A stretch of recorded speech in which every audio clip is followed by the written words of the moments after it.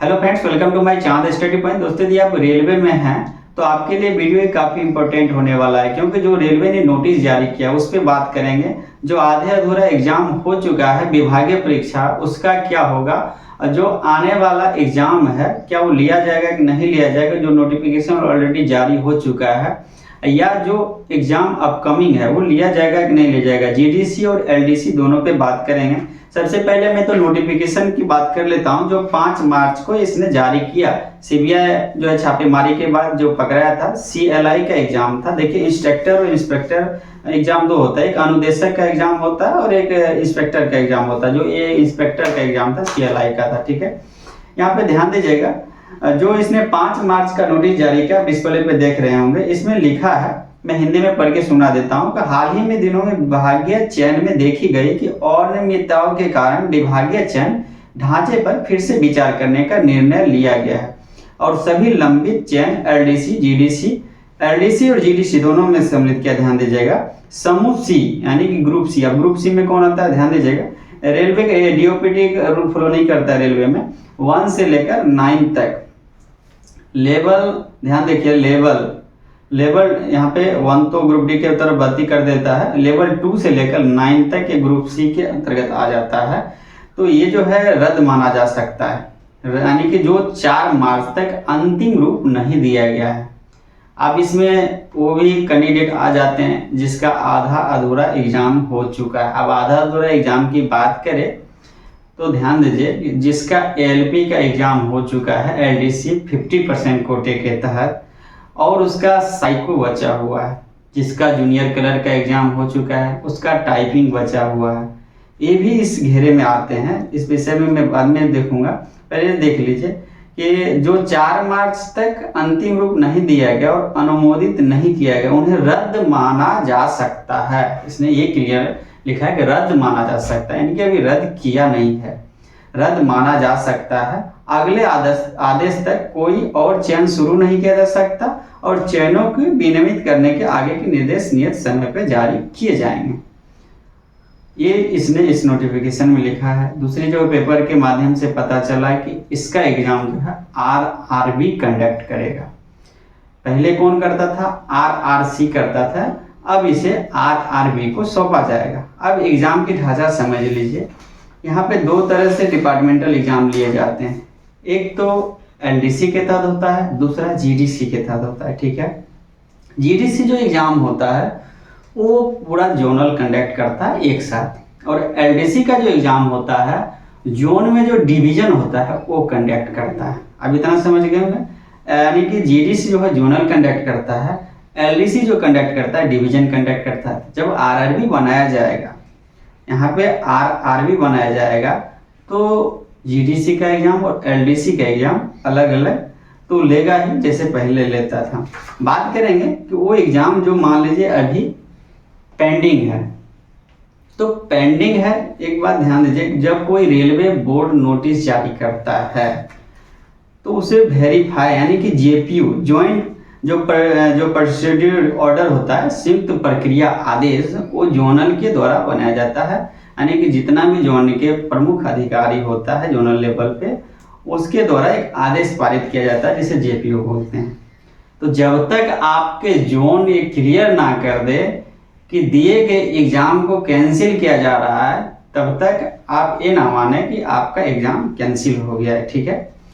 अब यहाँ पे ये ध्यान दीजिएगा, क्योंकि बहुत सारे जोन में क्या है कि नोटिफिकेशन ऑलरेडी आ चुका है, आप लोग तैयारी में भी विभागीय परीक्षा में लग चुके हैं, तो उसका क्या होगा, तो उसका भी मैं आपको बताऊं कि जब तक आपको फाइनल ना कर दे कि ये कैंसिल हो गया, तब तक आप तैयारी करें। अब तैयारी आपको रेगुलर करना ही चाहिए, क्योंकि आप एक बात सुन लीजिए कि सिलेबस क्या होगा, सिलेबस में क्या बदलाव हो सकती है। तो जो जीडीसी का एग्जाम है वो तो पहले भी आप सिलेबस में देखे होंगे कि ओपन एग्जाम की तरह लिए जाते थे, लेकिन जो एलडीसी का एग्जाम है उसमें कोई भी सिलेबस में चेंजिंग नहीं होगा, क्योंकि जो डिपार्टमेंटल एग्जाम होता है उसमें डिपार्टमेंट संबंधित क्वेश्चन आएगा ही, चाहे आरआरबी करवाए या कोई अदर संस्था को इसमें इन्वॉल्व किया जाए, फिर भी ये आपका क्वेश्चन सेम ही रहेगा।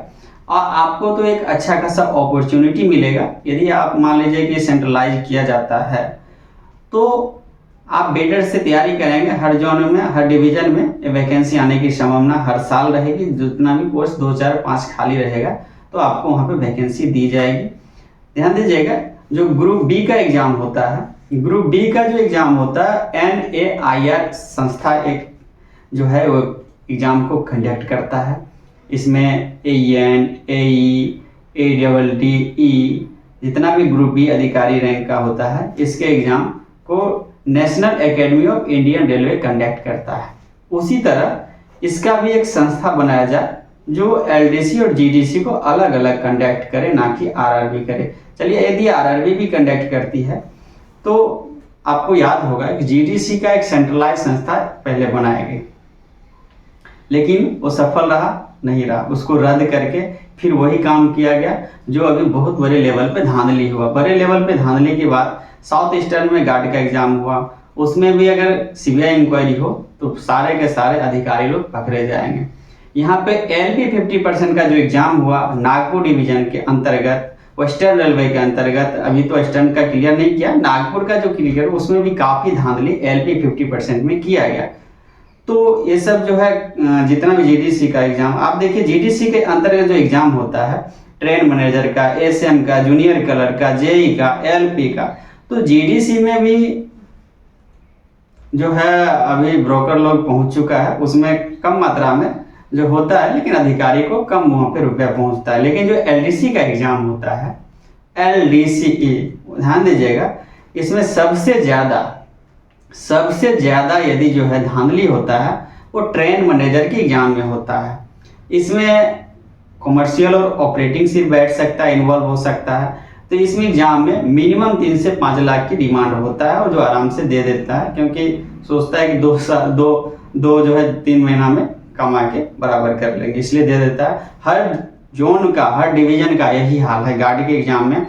इसने बात की है कि पिछले 10 साल का जांच होगा, 10 साल का जांच हर जोन में होना चाहिए, ताकि जो है जितने भी अकाउंट से ट्रांजैक्शन हुए हैं उस एग्जाम के 2 महीने के अंदर वो चेक किया जाए, तो तुरंत जो है पकड़ा जाएगा कि कहाँ कितना है। अभी जो CLI का एग्जाम हुआ है, यहाँ पे ध्यान दीजिएगा, ये लेवल जो है 4600 ग्रेड पे, यानी कि लेवल 7 का एग्जाम होता है CLI का। इसमें जो है प्रमोशन कोटा से सब पोस्ट भरे जाते हैं।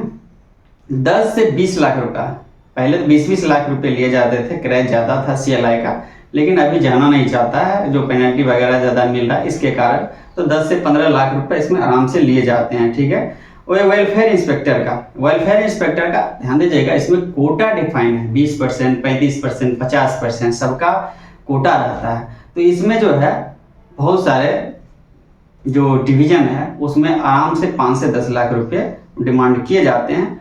जरूरी नहीं है कि हर डिवीजन में धांधली हो जाए, एग्जाम जो है अच्छे से कंडक्ट भी होता है। तो ये सब अपॉर्चुनिटी आपको रहेगा, यदि सेंट्रलाइज हो जाएगा तो धांधली कम होगी, ताकि आपको सिलेक्शन होने का चांस ज्यादा रहे।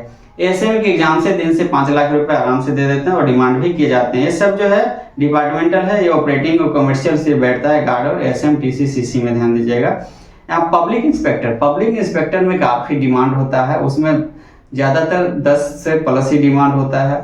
यहाँ पे JE का एग्जाम की बात करें, जूनियर इंजीनियर के एग्जाम में हर डिपार्टमेंट में अलग अलग कोटा डिफाइन किया गया। वर्ष की बात करें 15-25%, PB की बात करें 20%, DPQ कोटा अलग है, तो सब अलग अलग है, इसमें भी डिमांड किए जाते हैं। लेकिन ज़्यादातर स्वच्छ जो एग्जाम भी होता है JE का। जूनियर कलर का, अब जूनियर कलर में ध्यान दीजिएगा, जो पर्सनल का एग्जाम होता है डिवीजन लेवल में, उसको एग्जाम लेने के बाद टाइपिंग साल भर के अंदर देना होता है, और कभी भी वो पास कर जाते हैं, इतना फायदा। लेकिन यदि आप यहाँ पे GDC एग्जाम पास करेंगे, तो GDC एग्जाम में जूनियर कलर पास करते हैं तो आपको टाइपिंग जो है तुरंत बाय डेट में ले लिए जाएंगे।